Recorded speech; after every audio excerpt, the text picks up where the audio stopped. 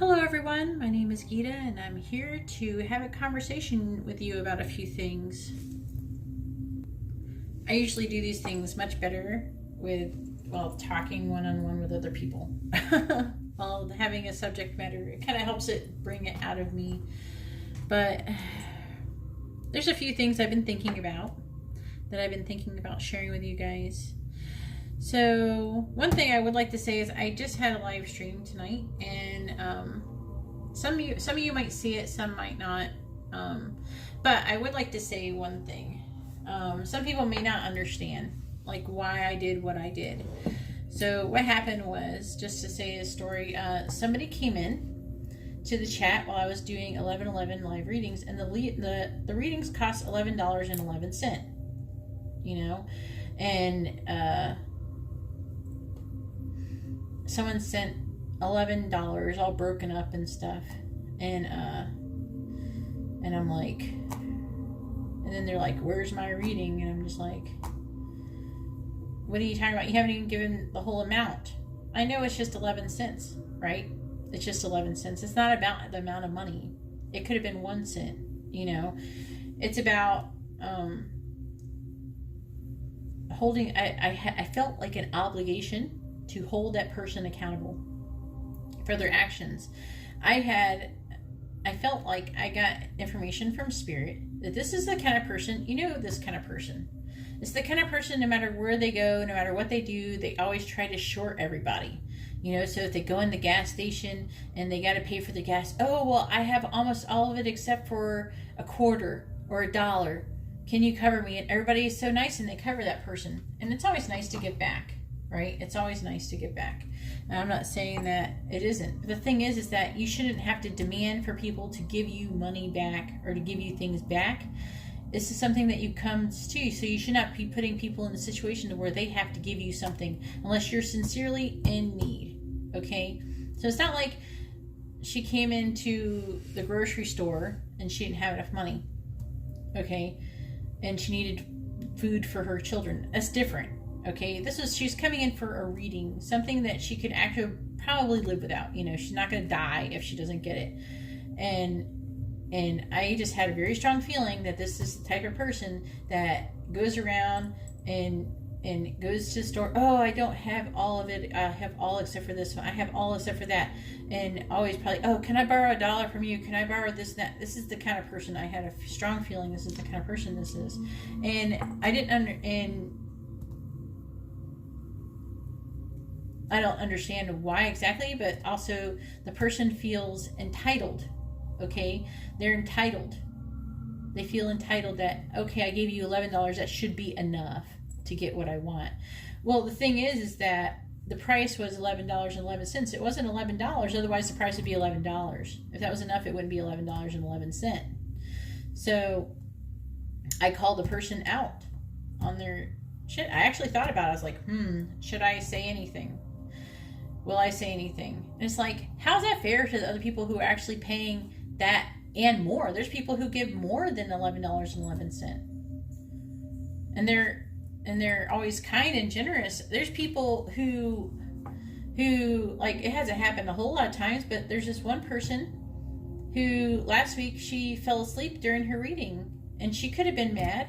She fell asleep while she was waiting for her reading, and she could have been mad and she could have been horrible, but she came back. And I gave her reading, and I gave her, when she paid for 2 more questions, but at the same time I was very generous, so it comes back. I restored the balance. I was more generous. I spent more time with her, and I gave her extra insight on everything. I just spent more time doing her reading and to help, kind of bring back the balance. She could have been mad, but that other person, she was very mad that I wouldn't do her reading for 11 cents short. I'm like, just give the rest, or should give the right amount to begin with. There's no reason why you can't. And if you can't afford 11 cents, you shouldn't have got a reading to begin with. But the whole thing isn't that the person, that it's not about the amount of money. It's a little bit about the principle. It's about holding someone accountable. I held her accountable. She assumed that if you went and you bought a car, and the car's price is $15,000, and you walked in there and you said, you know what, I have $14,900. Is this enough? They're likely not going to let you walk out of that dealership with that car unless, it's like, okay, it's on the agreed upon price is what I mean. Like, sure, they'll lower the price for you a little bit if you can't afford it, if you actually can't afford it. But if you go in there and you short the amount, like you already agreed on an amount. Okay, so you went in there and you already agreed to pay $15,000. Say the car was $20,000, they lowered it already. Once you already agreed upon the price, they're not going to let you. People aren't going to go around always letting you shortchange them. You shouldn't do that. You shouldn't try not to do that. I mean, it's one thing when you go to a register and you're short a penny, or something like that. And what I do is when I go to registers and I pay cash, I leave a lot of change. I just leave change most of the time. 9 times out of 10, I leave the change. So someone else who is short, okay? But this time I just had a strong feeling. So I'm just trying to explain why I did that. I want everyone to understand that it wasn't about 11 cents because I don't give a crap about 11 cents. I don't care. I give people way more than that all the time. Okay, I actually give readings, and a lot of times I will go way past the amount, especially if I'm trying to help someone. Someone really needs help, they really need it. I will go past the amount that the amount of time that they paid for, things like that. So it's not about that, okay? It's about that this person came in and they got angry. I didn't even say anything. I just said, can you please pay the whole amount? And she got mad. She's like, you're mad because I didn't pay the 11 cents? And I'm like, no, I'm not mad. that's the price. Pay it. I'm sorry, a reading is like a luxury item. It's not something you need and you're going to die if you don't have it. And it's definitely a luxury item, and you should pay for the whole thing. It's just like you don't go, okay, this is kind of like maybe a little better comparison. It's like if you get pizza delivered to your house and you short the delivery driver. Do you know how awful that is? That person is they're not even making minimum wage.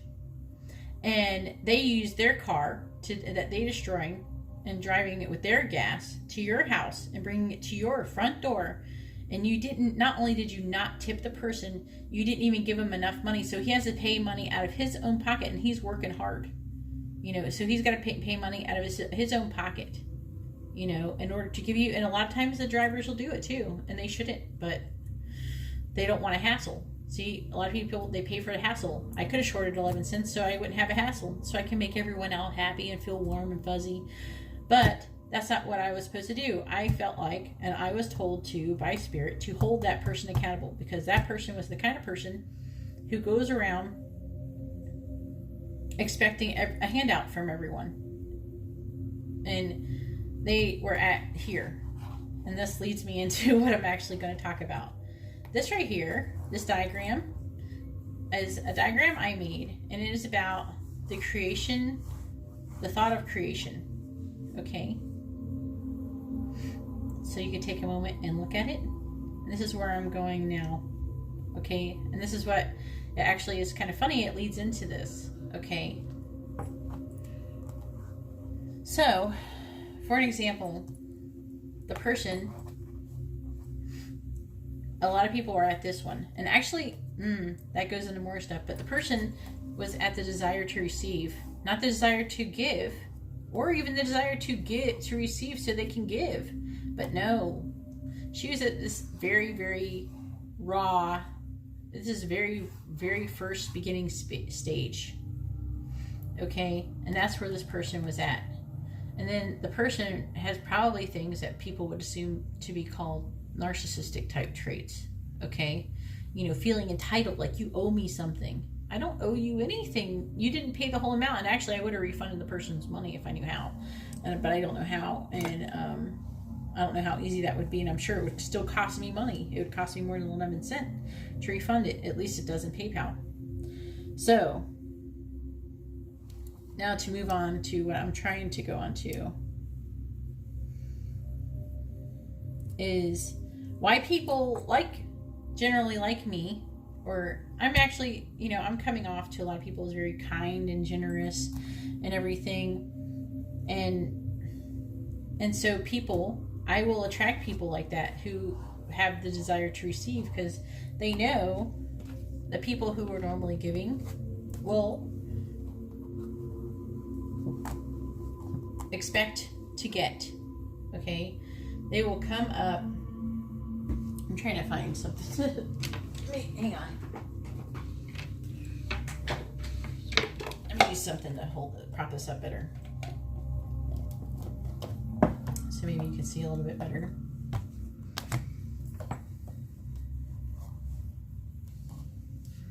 I hope that doesn't end up backwards. But anyways, I will read it. It says, this says taker, this says giver. These are areas showing the flow of creation, the thought of creation, the flow of give and take. Okay? So this would be called like the law of giving. This is like the law of giving and receiving. And I'll probably stumble through, and I could probably do this better. But it's harder for me to do stuff when I'm not talking to someone. So I'm just gonna do the best I can, all right? So sorry if it's not as good as it could be. So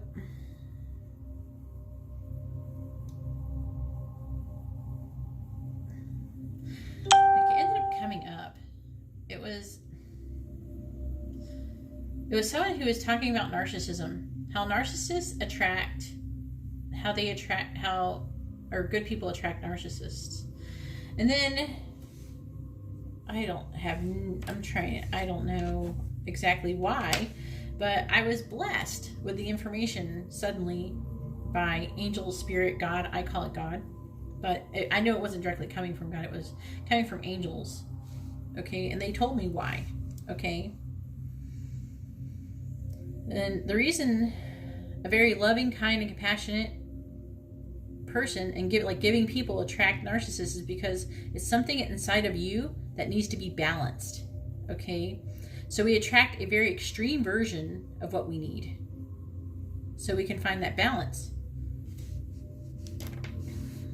So a person who is typically a narcissist, but I'll go on to explain more, but a narcissist needs to learn to be more loving and compassionate. Okay? But the compassionate person needs to learn how to become more narcissistic, basically. They need to learn how to take. Okay? And the reason why they attract each other, because they're too much of the extremes of each other. These are too much this would be like, this is stage 3 would be like the balance. So the taker is attracted to the giver because the giver gives and the taker takes. So they're attracted to each other. See? These two areas going together.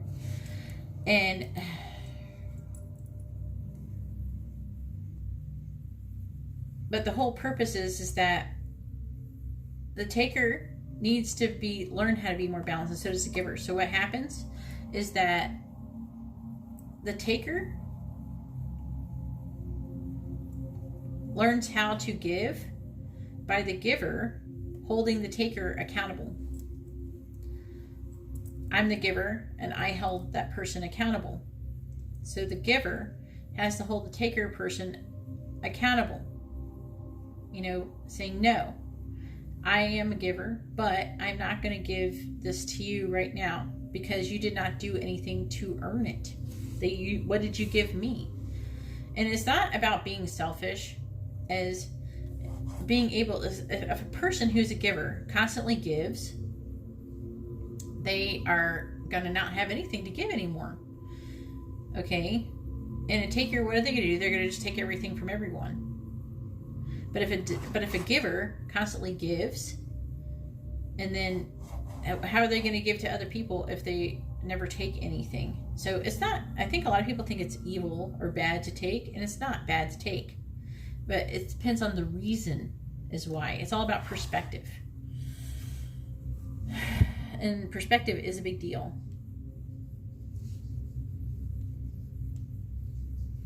So this God, or the universe, or whatever you call it, the universe, spirit, is trying to teach you balance and the law of giving, also called the desire to achieve the thought of creation, because in order to reach our full potential, we must master it.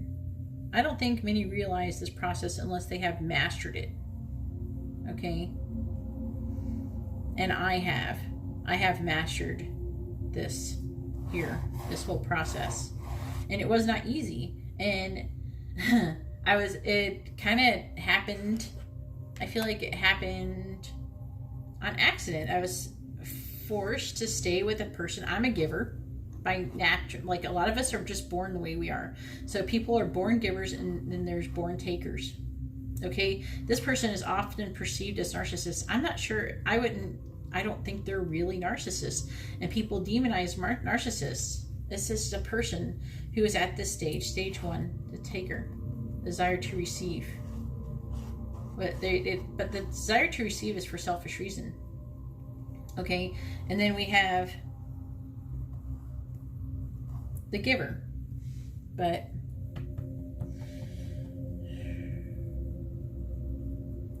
I lost my train of thought for a second. This is why I do better when I'm talking to somebody.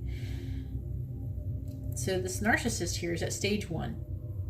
You know, a lot of people are, but we're born takers or receivers. That's what I was saying. And I was a born giver, and they're a born taker. Okay? There is slight variations of these things. Like, there are people who started off as givers and then they temporarily become takers because they got too hurt by a taker. And so it's like a gauge. Say, like, you're in the middle and there goes this way or this way. One's giving, one's taking. Well, the person was always giving, so they're over here. And then they got screwed over one too many times by a taker, and so they did actually learn how to take, so they ended up over here for a while, and they need to be in the middle. Okay, so that helps them come back, to keep coming back closer to the middle. They have to keep trying to find the middle. Okay, the balance between giving and taking. You can't be afraid to give, though. Okay, I give stuff all the time. I'm not upset about that lady losing whatever, about not getting 11 cents or something. It's not about that.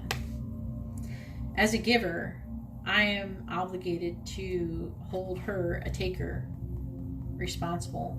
But anyways, I stayed with a taker without a choice. I didn't have a choice. I stayed with this person who you would call a narcissist. A situation that was not ideal for me. Okay. But at the same time, the person wasn't abusive. They weren't physically abusive. They were verbally abusive. They were emotionally abusive. But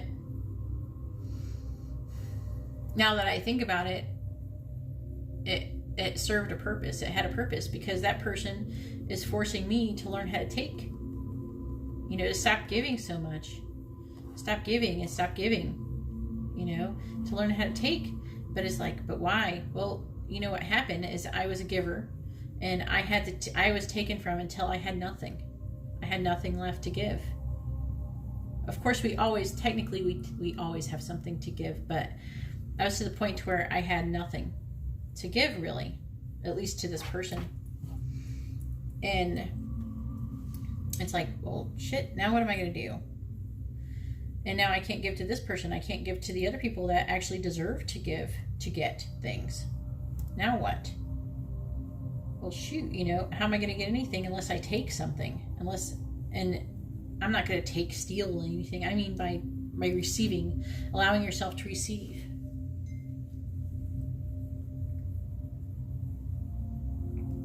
So I was actually forced to go through this whole entire process, and it's not fun. It is not fun. And the reason why I'm doing this video is, even though if you can actually make it through it, hopefully you can get something out of it. I'm trying to follow my thought process. I should have actually recorded it after, when it all hit me. But I almost felt like, oh man, I wanted to look up and see if anybody ever even talks about this. And I did. I looked it up, and I couldn't find anybody talking about this. So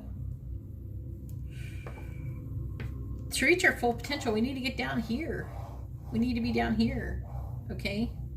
Around 3 and 4, you know?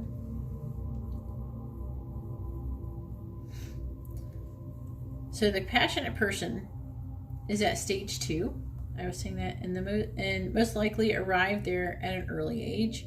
So they either was here and then arrived there at an early age because something happened that made them into givers, because they learned how to become a giver in order to get what they wanted at early age. Because they started off as takers, maybe they became a giver. But like I was saying before, I think for the most part, you kind of start off at a really young age, either a giver or a taker. And I think circumstances can do that, but I was thinking about it, I was like, not really. You know, I must needed to learn this process so badly. And this keeps coming up too, over and over again. The law of giving and receiving. It just keeps coming up. Like in everything, I was getting them in the wisdom oracle cards. I was getting them in everybody's reading, and I was like thinking, I was like, it's making me think and making me think, and God just kept telling me about it. And at first I kind of understood. I think I understood for the most part, but then it didn't really dawn on me that it's something that everyone needs. Everyone needs, and part of it is actually vibration too. Okay, so if you're vibrating, first off, everything is frequency. Everything is about vibration. Okay, your emotions, everything, and everything that you attract to you is about vibration, and how you receive it's all about vibration. Okay, and so the lower on the stage you'll become, the higher you vibrate. Okay, and so this is like, say, the lowest vibration. And if you're here, you're going to attract less of this, and you're going to attract more of this. Okay, you're going to be more on this spectrum than here, and these people are less likely to do anything. So tonight I actually had to stand my ground against a taker, and that was a test for me that spirit and people got to witness on my live stream. So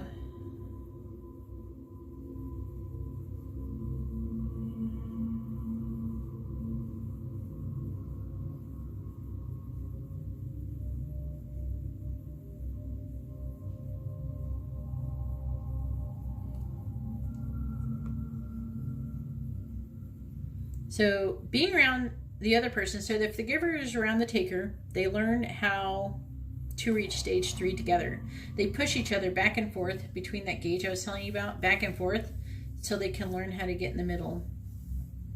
And so but in order for the taker to learn how to become more of a giver, the giver has to hold the taker accountable for their actions. Okay, I don't want to call them narcissists, because they're not all narcissists.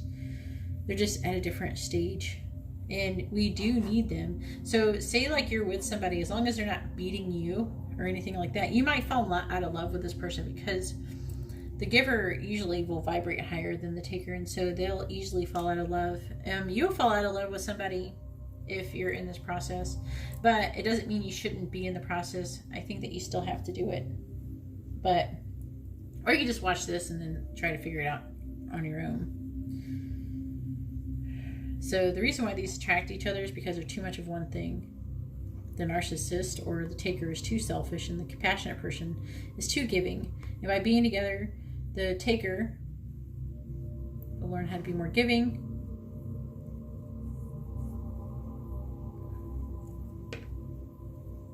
So, what was I saying? So by the narcissist being around more giving people, and you'll probably find that too. Like if you're a giving person, you're going to find you're going to be around people who have narcissistic traits. And if you're a narcissist, which you're probably not going to recognize, if you're the person who takes a lot and doesn't give very much, you're probably a narcissist, or what people would tend to call a narcissist, and you're called a taker. If you're that person who goes around and never has enough money, is always short a couple dollars and all that, and you're always taking things from people, you're probably a taker. I could probably make a joke out of this and become a comedy channel. But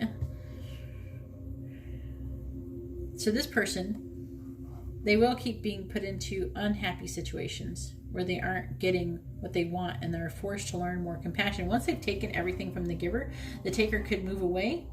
So they could move on to another giver, or they could just stay. A lot of times they'll stay, though, because they want to control the giver. So they'll stay, and now they'll feel like they won because they actually took everything and they have full control. But then they'll start feeling like, something's not quite right. I'm not feeling, they're not going to feel as fulfilled because they've taken everything. And so in order for them to be, they're going to have to give something in order to get more out of the giver. So see how that's what I'm saying before, is that there's many different ways. I could probably sit here and make up scenarios all night long about how each other can affect each other in order to teach each other how to be more of a giver or a taker, so you can find the middle, so you can get to stage 3. So desire to receive in order to give. So if you have nothing, you're going to need to receive something, but there's the desire to receive. But if you're a giver, you're going to already know that if you give everything away, you're not going to have nothing else to give. Okay, so you need to be able to give. So if you want to give, you're going to have to learn how to receive. And for the takers, if you're going to want to keep taking things, if you want to keep receiving things, you're going to have to learn how to give too. It's about give and take. I will move on by saying other things in a moment. I'm just trying to get through this part. So you will naturally, if you're a giver, you're going to naturally bring takers into your life, and you're going to, it's like magnetize. You're going to draw in people who are takers, and if you're a taker, they're going to seek out givers.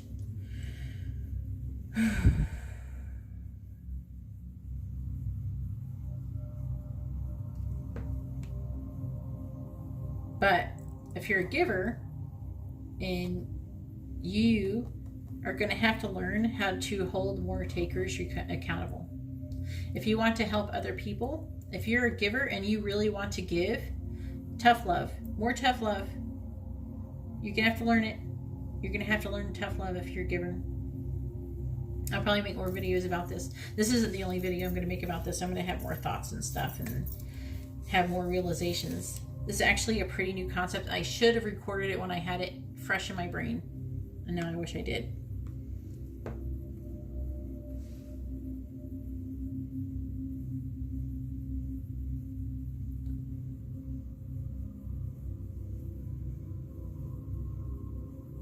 So anyways, both of these people need to shift their perspective on giving and learn to receive.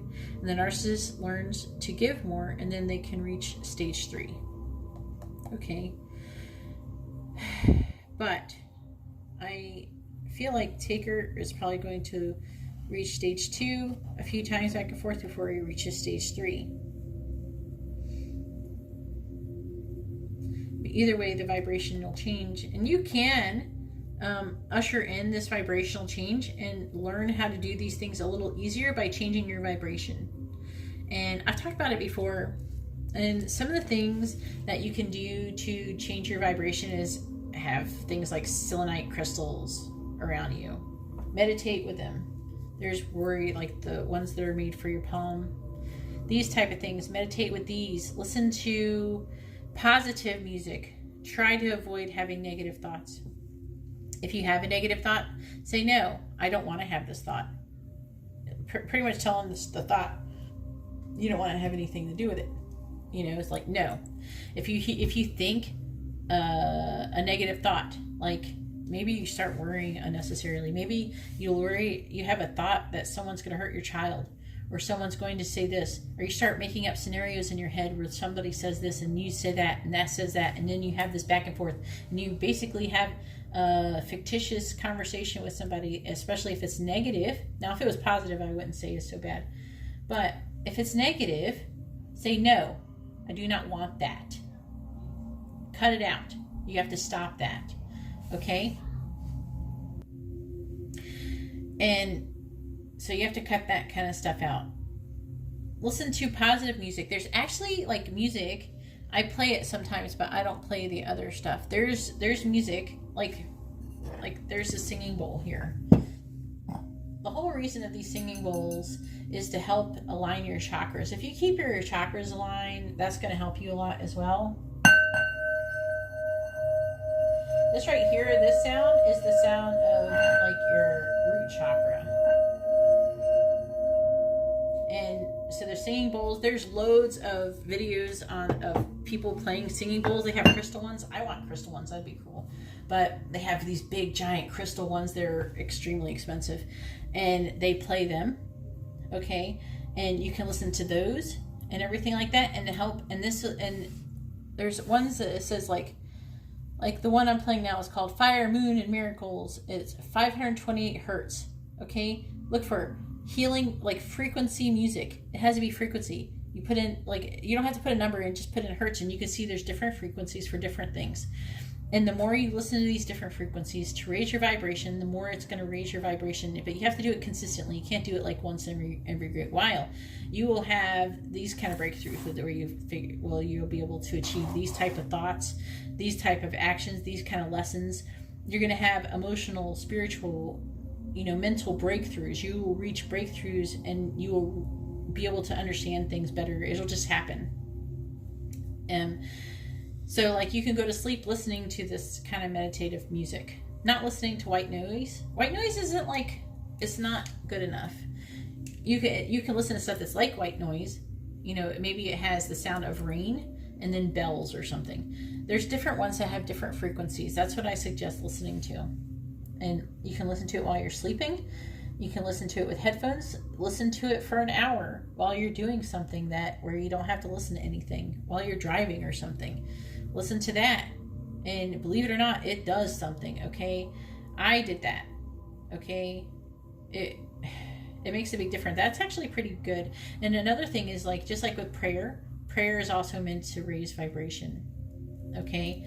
And also, you have to understand that when the higher you vibrate, the higher you're vibrating, the more connected to God or spirit or angels you're going to be able to communicate. You're going to be able to hear that better. Also, I suggest meditating and learning how to meditate, not just closing your eyes and just like, okay, the weather was nice outside today. Damn, Fred really pissed me off. No, not think like that. You sit there and learn how to listen, and not listen to the stuff around you, but put your brain in a state of listening. It's the same state that you get when you're listening to me talking right now and you're actually listening. It's the same state that you're into when you're having a conversation with somebody and you have to pay attention to what they're saying. It's that same listening state. Okay, you have to put your brain in a state of listening. And when you're in a state of listening, and I've talked about this before, when you're in a state of listening, you can receive messages. You have to empty your brain. Your brain's going to be empty. You're not going to be thinking of thoughts. That's what I've been doing so much tarot lately. I actually have a harder time. I have a little bit too much of it. I'm in a state of listening too much sometimes, and I'm glad I am listening, because I'd probably really be screwing up now if I wasn't. And because I get messages all the time. Where was I? Where am I at? What am I talking about? Because I'm actually I probably seem a little bit more scatterbrained, but yeah, like you have to put your brain in a state of listening. And if you can achieve that, and you can try to learn how to do it all the time, you're not going to have negative thoughts. I do not sit around manifesting negative thoughts. And ever since I've been able to control my thoughts and not manifest them and say, no, I don't want that, and actually stick to it and be determined and be disciplined. You have to be disciplined on yourself. The hardest thing that you can master is yourself. It is true. You have to be able to control your thoughts, and people are like, you allow yourself to wander, your mind wander on negative thoughts. You're going to keep manifesting negative crap in your life. You're going to be vibrating lowly. While you're having those thoughts, you're lowering your vibration. You're going to vibrate lowly, so do things to raise your vibration. You will be able to achieve these things a lot easier. So not only am I telling you how to do that, but I'm also telling you how to do it easier. I'm not saying to be abusive to the taker. I am saying if someone who is a taker, not just regular people on the street, but if this person is a taker, okay, and they're like expecting you to do something, and you really don't have that to give, or you don't really want to. You go, no, I can't do that right now. And they will get mad. They'll be like, what, how can you not do this for me? It's like, well, because I don't know, it could be like, maybe you're busy. Don't go out of your way for these takers. You can't go out of their way. It doesn't mean you should never give them anything.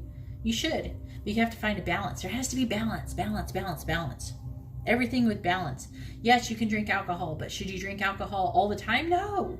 You can smoke weed, but should you smoke weed? Should you be high all the time? No. It's about balance. You got to find a balance with everything. So maybe you're an alcoholic. The best way I've ever found to be able to conquer addiction is, well, one, it helps if you're not mentally addicted. Mentally addicted, though, that will come with raising your vibration and having discipline. If you have mental discipline in order to control your thoughts, control your actions, and you're aware of your surroundings, you're aware of yourself, you're very self-aware, you're going to be less likely to be mentally addicted to shit. And that's the truth. Okay, so if you're addicted to something, and you have to tell yourself, if you're control over your mind, you're going to get over it quicker. But shoot, now I forgot what I was saying about that.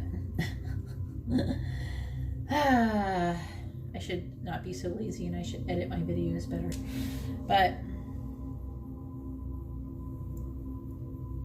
I usually don't have time.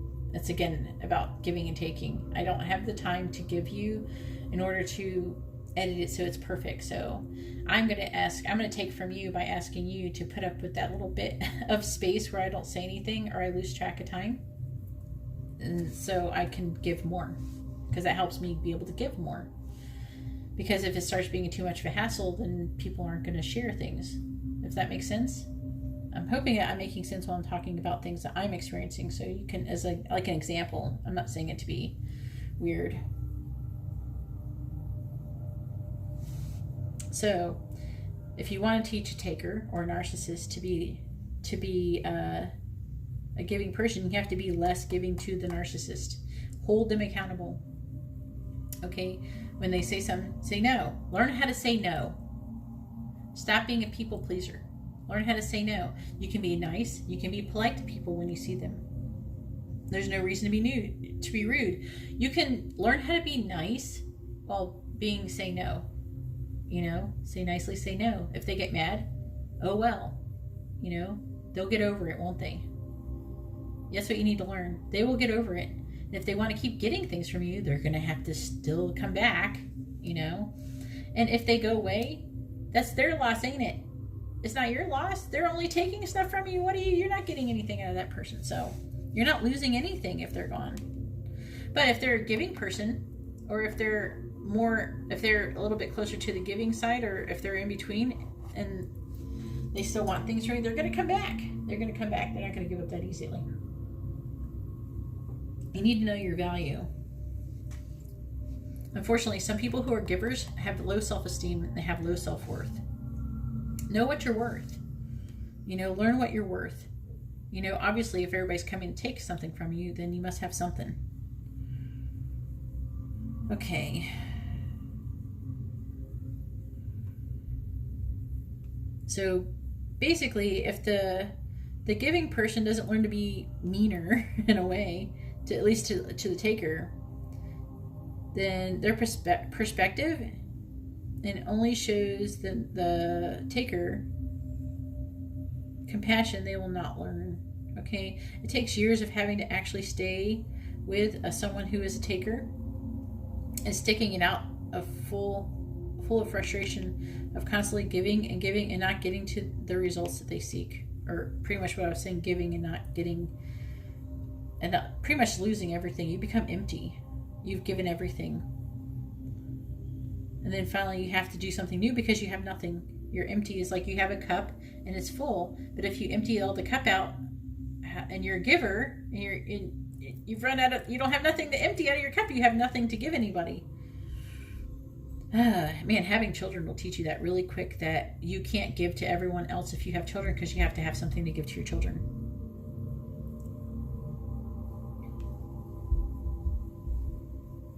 So then you have to try the opposite. The giver has to learn to articulate their feelings in a healthy way without being overly emotional. The giver has to be one to change the most, because the taker, who is like the narcissist, will not demand the giver to start taking. The giver has to learn to demand the narcissist to give in a healthy way, but has to do this in a balanced emotional way. And as I was saying before, this is what God told me at the moment when this happened, and has been trying to teach me this actually for a few months now. At least, like, I already know it. It was God has been trying to get the whole lesson, like trying to make me learn all of it. I got part of the lesson, but God doesn't give up until you get the entire lesson through your brain.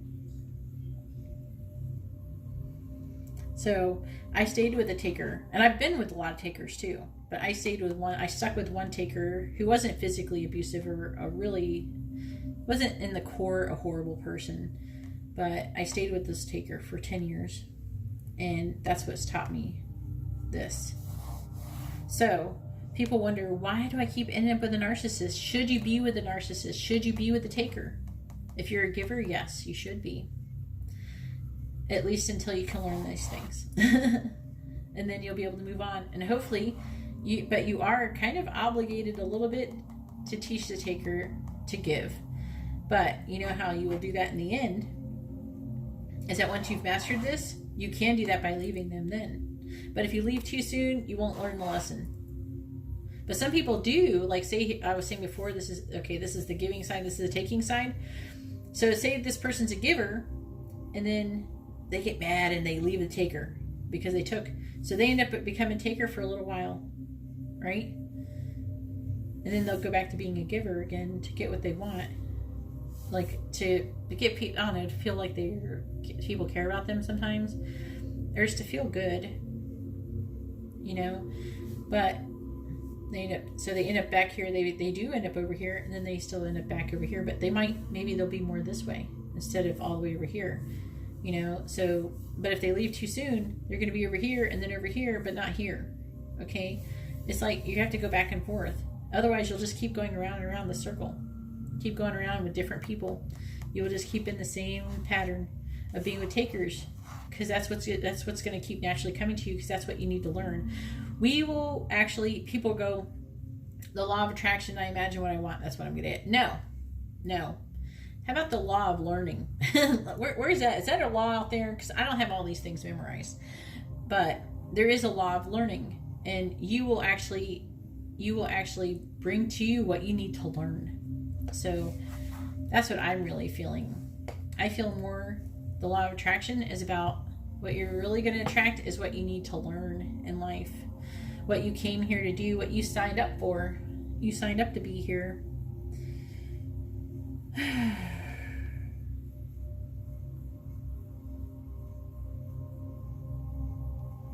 So leaving this narcissist or the taker won't fix it. Only learning to hold the narcissist accountable. I'm not saying to stay with someone who is physically hurting you or physically abusive, but I think most narcissists are not violent.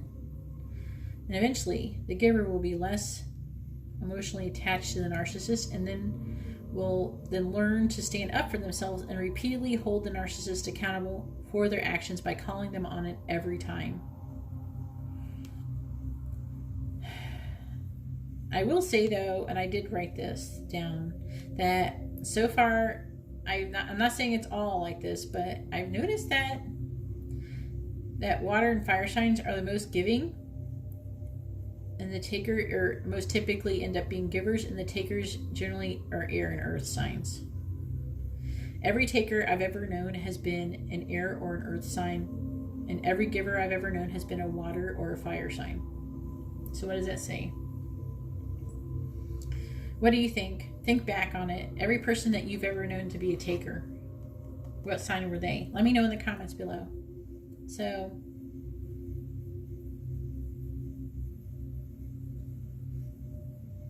however, there is situations where givers can be overly jaded by takers and learn to become takers, and will have to be brought to balance by another giver before they can begin the process of being with a taker again. Okay, so sometimes you'll end up, say like you're in a relationship with a taker, and say you're over here giving, And then, but when you went to go, you left the taker, you're over here and you were taking. Guess what? You ended up being a taker for at least a short period of time. Guess what you brought to your life?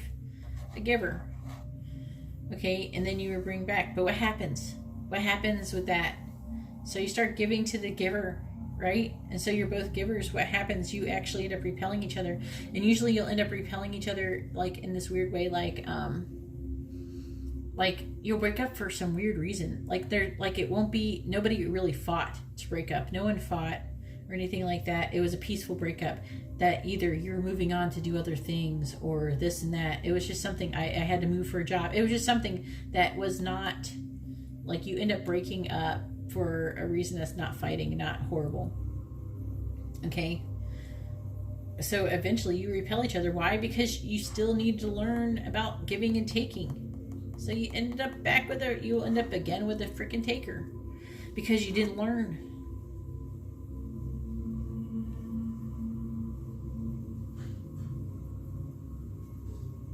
And now I'm not afraid to be around takers anymore. It doesn't hurt my feelings. I'll be mean to them. I'll be mean. But I am naturally a giver. I'll be mean. I was mean to that lady. I didn't do her reading for 11 cents. You know, do I care about 11 cents? Do you really think I freaking care about 11 cents? No, I don't care about 11 cents, but she was a taker and she expected me to do her reading even though she did not give me the full agreed upon amount. So she was a taker and I actually did her a favor by, so she actually paid me for her reading. Her reading was, here's your lesson on giving and taking. Okay, you just learn that I just held you accountable for your taking behavior so you can learn to be more giving. If she was more giving, think about it. If she was more giving, would that have happened? No. No, I would have given her a read. She would have got what she wanted. So even it's 11 cents, you got to hold people accountable. It's not about the amount of what they're asking for. It's about holding the person accountable. That's what is more valuable. Because we're all, basically, this is us at the raw stage, giving and taking.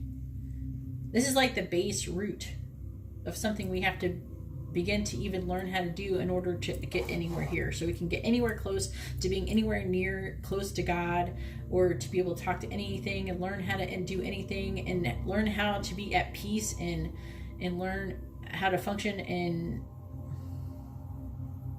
it's like function, but not function spiritually. I wasn't finished talking, but function like spiritually. Because we came here to learn things, okay?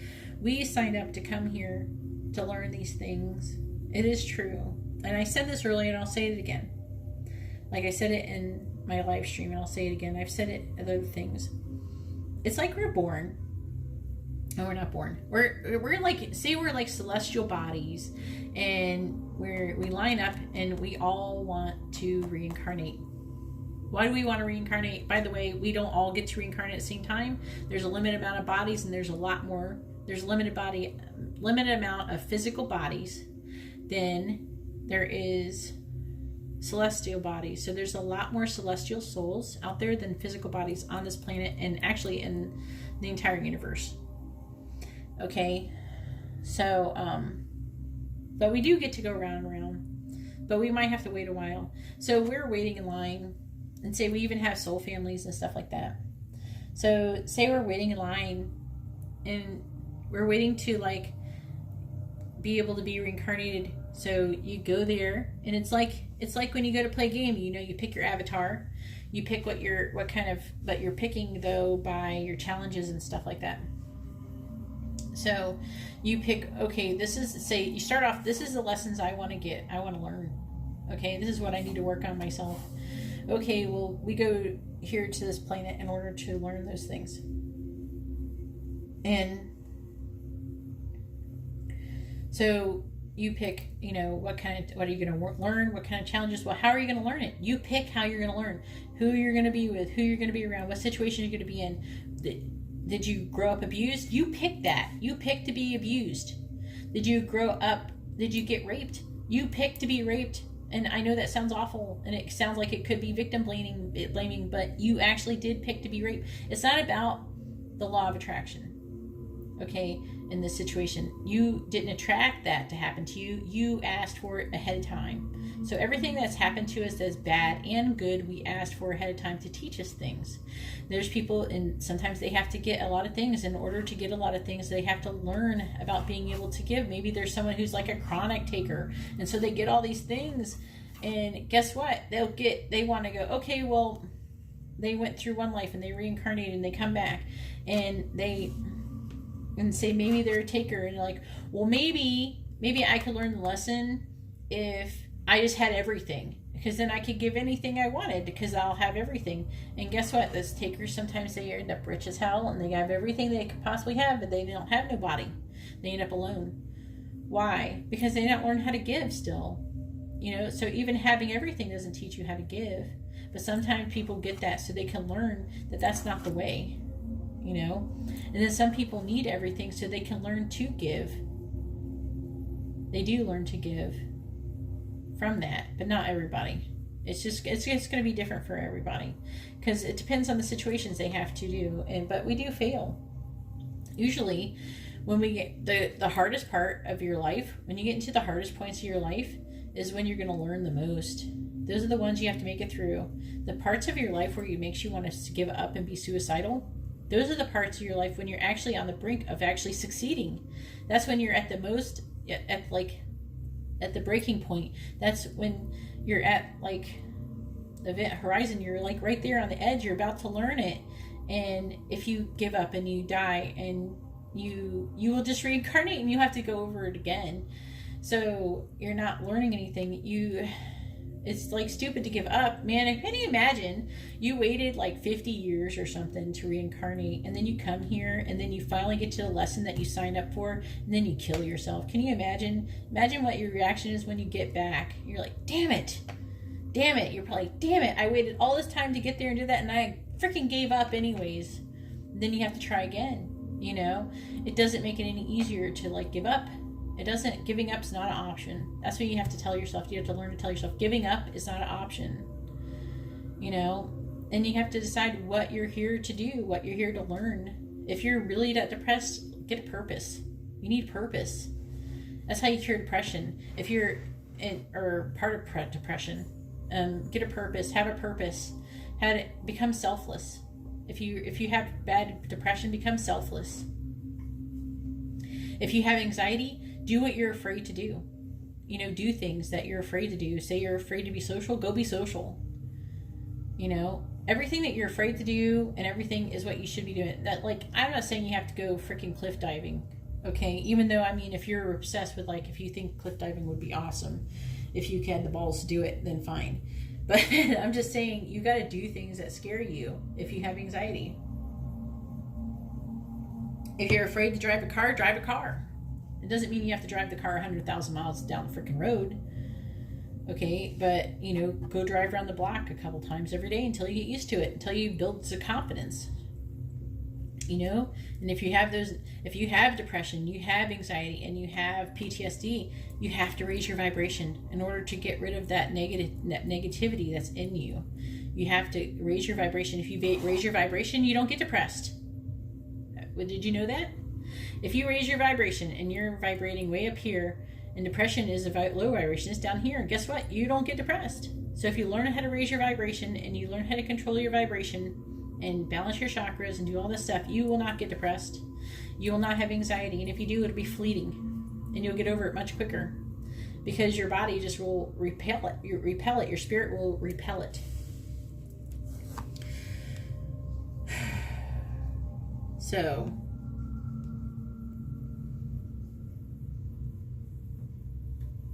So if you want to attract a more balanced person as a giver, you have to reach stage 3. Okay? So if you want to have this wonderful love in your life, you need to learn how to get to stage 3. But once you do, you won't care, by the way. You won't care about being with someone romantically once you get there. Because you won't need it, because you'll be self-sufficient. You'll learn to love yourself and appreciate yourself no matter what your shortcomings are.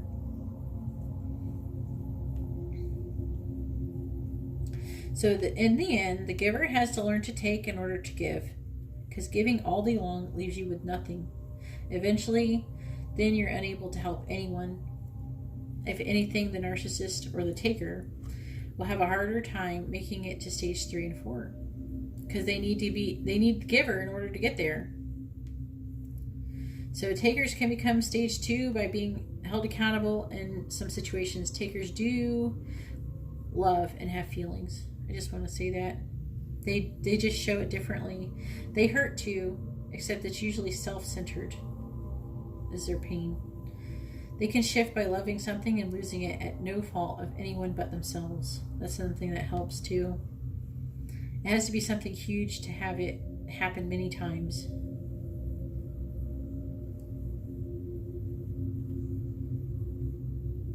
Part of the problem, I think, right now is that nobody is aware of this whole entire situation. And before I said that, I had to look it up. I wanted to make sure that nobody was talking about it. And nobody's aware of this whole scenario. What I just said to you, if you manage to make it through all of this, is that nobody knows this. So if you want to make it, if you want to help out, start spreading this information and tell everybody about it. The reason why, the reason why givers are attracted to takers is because there's something in them. When you're with anybody and you're attracted to them, there's something in them that you need to learn on a subconscious level. You don't know it like subconsciously, but subconsciously you know. And then you have to have, and then they have something that you want too. You know, there's something in you that they need to learn. And that's how you're attracted to each other. So there's a lot of variables. I think I'm going to leave it at that though for right now. So I hope everybody understands. I keep repeating it over and over because I want to make sure everybody gets it. You know, if you want to become a more balanced person and everything, you need to learn, you know, what these stages are. There's stage 1, who is a taker. These are cups, by the way. And this person has the desire to receive. Stage 2 is a giver.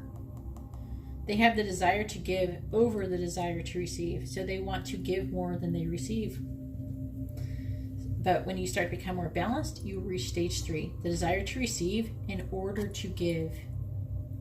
And then when you reach the ultimate point where your life will just blow up and like everything can happen for you and you will become successful, is then you have desire to receive everything, primacy. To receive everything, receive good and bad and everything, because you understand the bigger picture. You can see the bigger picture. You have to be able to see the bigger picture. Think about, you're not, the universe doesn't revolve around you, but the things that happen to you in your little baby universe does happen to you for a reason. You do pull to you, like, you know, the planet or something that has gravitational pull. You will pull to you the things that you need to learn, the lessons you need to learn, and you will keep having those lessons over and over and over until you learn them. And then once you learn that lesson, then you can go to the next stage. And when you learn that lesson, you go to the next stage. You know, you just keep going through them. And there's forgiving. You have to learn how to forgive. Okay? And you have to remember, forgiving is not just for the other person, it's for you. Forgiving is for you 100%. Because if you can forgive, you got to be able to move on. And another thing is, you need to learn how to move on. Everybody holds on to that shit too much when they get some negative feelings. You got to learn to let it go. And it hurts. And it's hard to let go of it, but it's not do you any good. It's like what Buddha said, you know, holding on to, you know, feeling anger is like holding on to a hot coal. It doesn't hurt nobody but you, man. Holding on to this fire, if I put my hand here, do you think holding on to this fire is going to help the person that I'm mad at? If I'm mad at that person, is it hurt? Is this holding on? Say this is the anger and I'm holding on to it. Is it hurting me or is it going to hurt the person? Who is it really hurting? It's hurting me. It's not hurting them. They don't give a shit. Most of the time they don't care. They don't care. You know? If anything, they might like it that you're hurting yourself because they're mad at you. So why? Why hold on to it? Let it go. drop it. Just drop it. Let it go. And if you have a really hard time letting go of negative emotion, ask for God to take it from you. And imagine you take that energy and you imagine balling it up into a ball, and you have a nice energy ball of that negative energy, and you take it out of your heart and you throw it up. Give it to God. Take it. And God will take it from you. And it'll go away. Just keep doing it. Keep taking it until it's all gone. It's not crying it out. I mean, you can cry maybe when you're happy. Cry when you're happy, geez. But if you need to cry when you're happy. But cry when you're happy, it's gone. All right?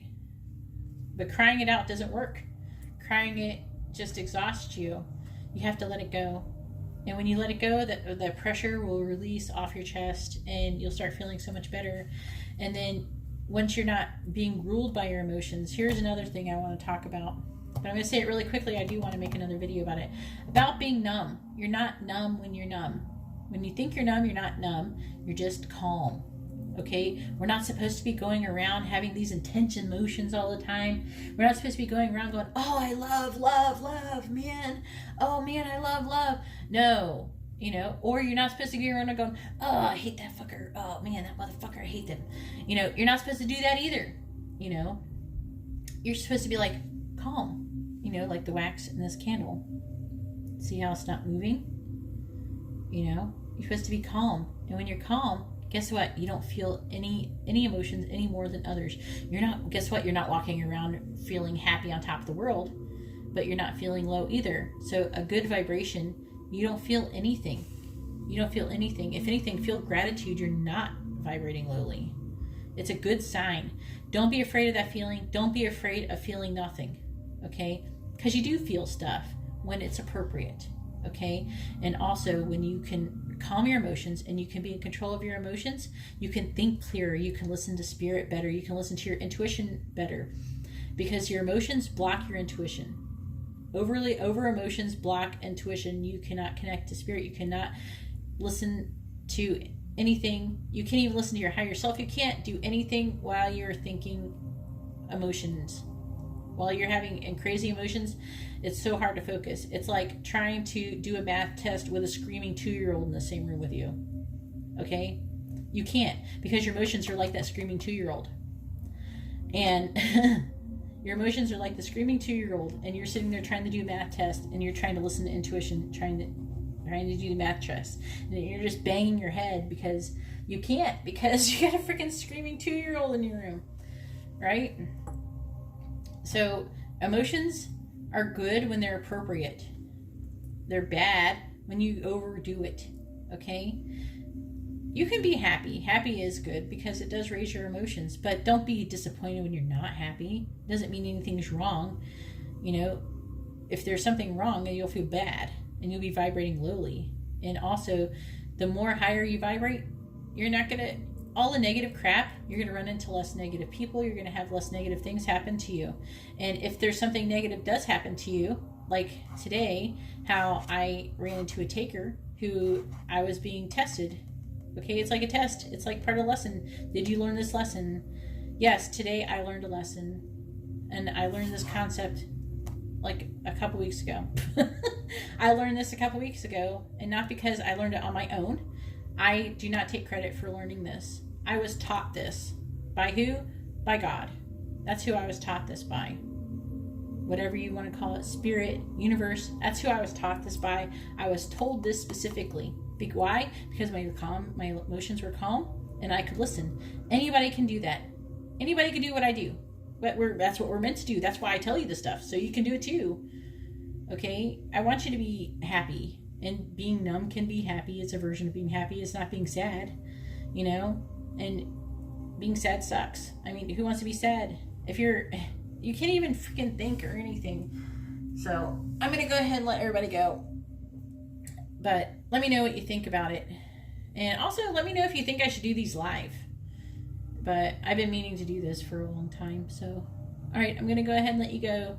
I'm not going to probably edit this video. So if I go through little bits of time where I'm not talking too much in these kind of videos, just double tap your screen or something, or hit the arrow key on your computer forward, and it'll go fast forward 10 seconds. So Anyways, thank you very much, and I hope you all have a wonderful day or night. God bless.